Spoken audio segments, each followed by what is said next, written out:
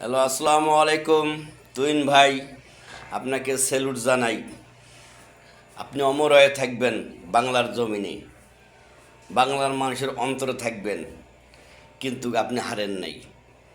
হেরে গেছে রংপুরিয়া মফিজ। কয়লা ধুলে ময়লা যায় না, তাই রংপুরিয়া ক্রিশ্চানে থাকবে। ওরা মানুষ হবে না, ওরা অমানুষের জাত। তাই আপনি দুঃখ করিয়েন না, কষ্ট নিয়েন না।